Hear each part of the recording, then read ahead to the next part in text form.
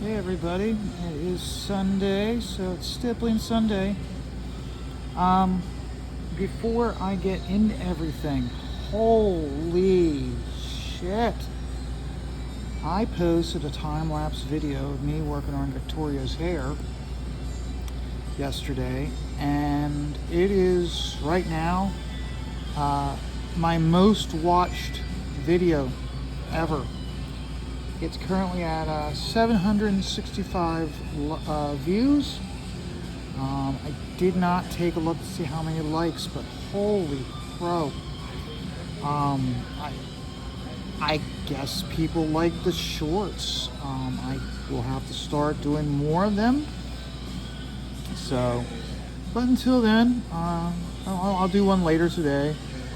Or I should say I'll post one later today. It takes quite a while to do it. I mean, it's only a 23-second video, but it took me almost a half hour to do.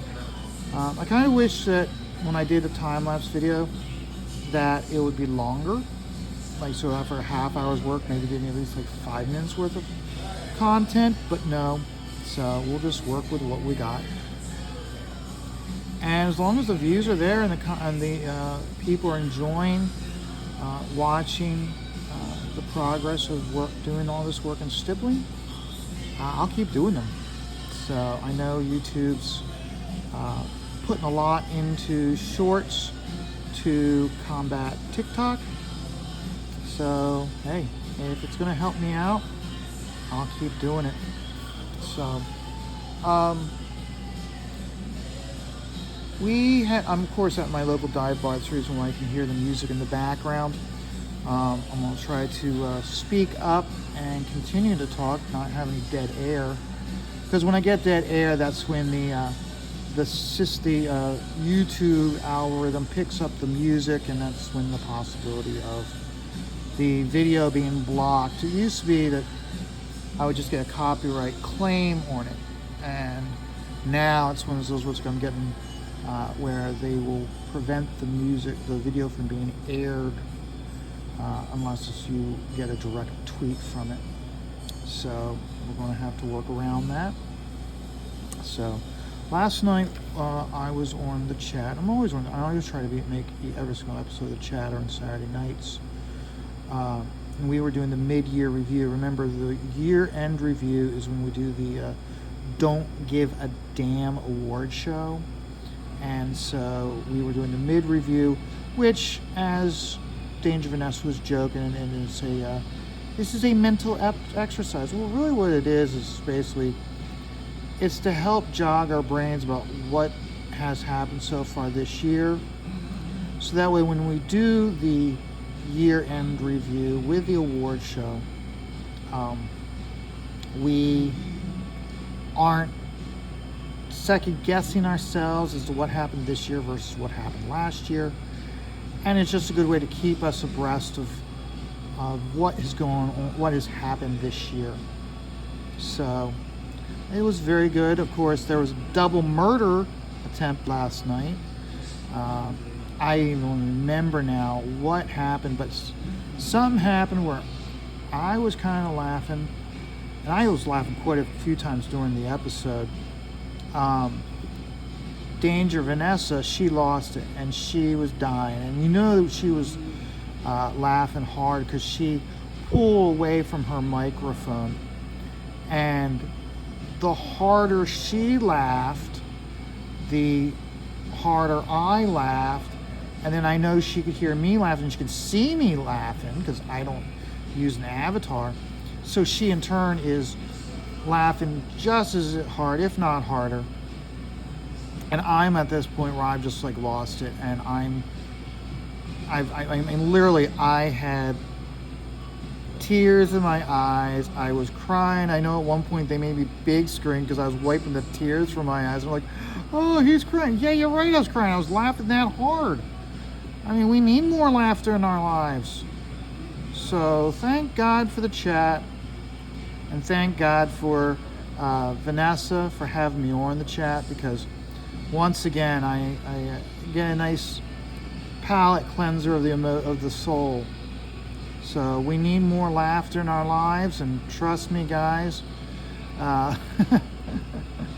Oh, thanks to the chat, I laugh a whole lot more these days. So if you haven't checked it out, check it out. We didn't get to finish every single topic, actually. And I was trying. I got to the point where I was like just trying to not add so much commentary to everything. And I was just trying to stay on topic. But you know that show, and specifically because of the chat itself, that they take you off the rails very quickly. And as like the reason why we didn't finish the review year in review is we lost the chat. The chat really wasn't into it anymore, and because the chat wasn't into it anymore, that's when it's time to move on.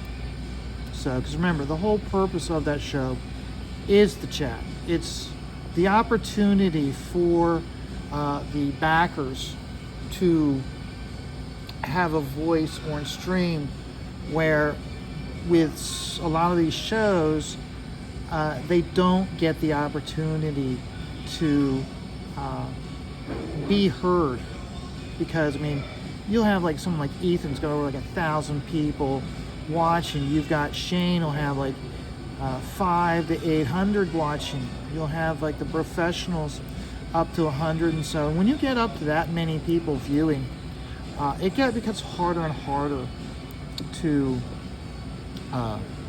it gets harder to be heard. So as you can see, I'm having issues here with the ink coming out.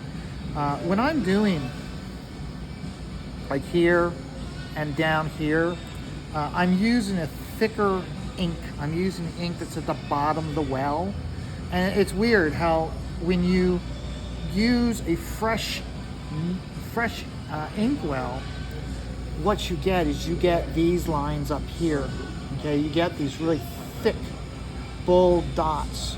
Okay, whereas you don't want that necessarily down here. You want more of that wispy.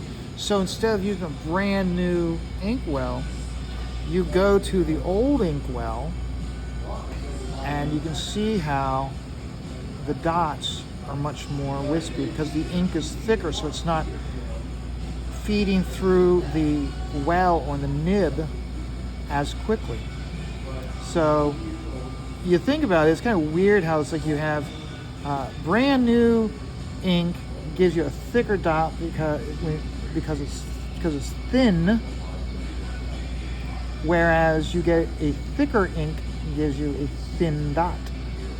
So that's where experience comes in from using this. And the reason why I do these videos on a regular basis is to show progress of what I'm working on with my own book, Scat Investigators, but more importantly is to get people interested and accustomed to the idea of an entire comic book being done in stippling. That's the reason why I chose this book to be my first book to be done, called Scat Investigators, which are about 2 Pennsylvania game wardens, and they investigate and protect the monsters that go bump in the night. And so I knew I'd have them like outside in the woods a lot, and not in like inside structures where you'd have harsh lines and edges. So that's the reason why I picked this one to be my first book that I did. I do have a couple other properties that I've worked on for longer periods of time than Scat, but for me it was one of those where it's like, this is my first time out of the gate, and I want to do a book to my strengths, and I wanted to have, like I said, the reason why I'm doing it is because it's all in stipple. As I go along, maybe I'll start doing more with, like, I know you've seen if you look at the past videos, you'll see where I've done them inside rooms And you can see, like, when I did the pages of them at the mortuary, or the morgue, not the morgue, actually it was a funeral home.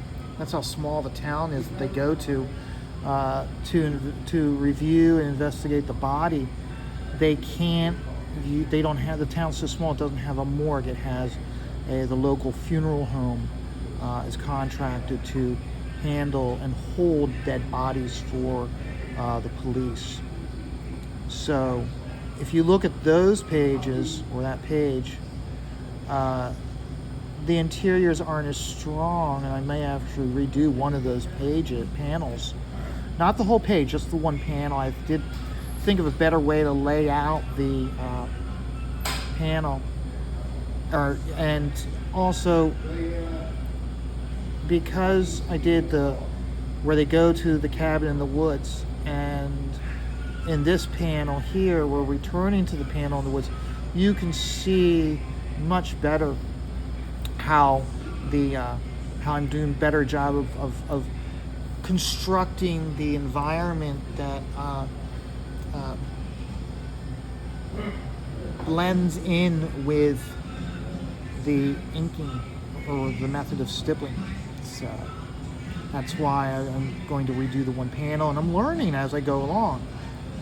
With any artist, specifically a new artist, okay, when you get to the older veterans like Andy Smith or Graham Nolan, they've been doing it for so long, they know there is less of a progression in their artwork, because they've learned so much in their tenure as a professional. Whereas me, even though I've been drawing and doing this for so long, I haven't been able to do it consistently like that. When I say consistently, because I have a regular job, I don't do this 8 hours a day, doing a 40-hour work week, doing doing this, as opposed to them. But you still see progression when you look at their work. It's done in much more subtle ways. I think about how Andy is showing his progression with doing core draft, because he's using a style that he didn't use regularly in the past. Okay, he has that knowledge there, but he never was able to utilize the inking method this way. I've noticed that with him doing core draft, that the artwork has a fresher look to it.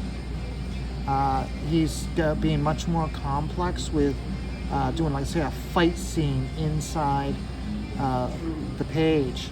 And it reminds me in some ways the way he's been doing his page layouts, with having a big battle, a whole bunch of barbarians fighting.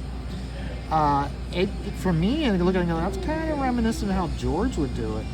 When I say George, I mean the great George Perez. And then when I look at Graham, where I'm seeing progression in Graham is how he does his pacing and his page layout. In the chat, K Manifesto was talking the one time. I don't remember if it was backstage after the show or if it was during the show. He referenced how the one thing about Graham, when you get a story done by Graham, you take a page, and Graham is very good at the turn page, when you turn the page. And if you want to have a surprise, you don't have it on the right hand page, you have it on the left hand page. So when you turn that page and then you see the left hand page, it is there, and that's the pop. There's your reveal. And Graham, he's the one who pointed out to me that he's very good at that, at page progression. And so when you look at how Graham's doing his panel layouts now, he's letting the panels speak more. He's doing much more open panels, in my opinion. Whereas in the past, I would say he put a lot more of hard panel edges, like panel lines. And when I say that, what I'm referring to is going all the way back to when he was first starting with, when he was just starting with his first issues of Detective, and when he was doing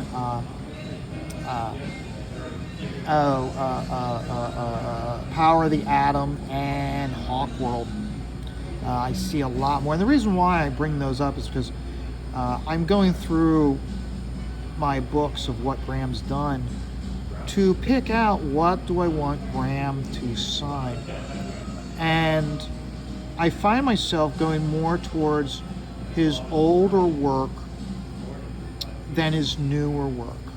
Now, of course, I'm going to have him sign Two Fisted Manly Tales. I'm not an idiot. But on top of that, I am looking at other stuff that he's done in the past and looking at, so for instance, I'm noticing that in his work, he put a lot of inside jokes, specifically when he was doing Power of the Atom. He had a lot of like fighting in the street or running through the street, or because of the way that he had it, the atom, because he was so small, he could ride thermal updrafts of air in the city and fly around, or not really fly, but glide around. And you would see a moving van or a delivery vehicle, and he'd write on the side of it. So it's almost an inside Easter egg of either a movie he liked or people he knew.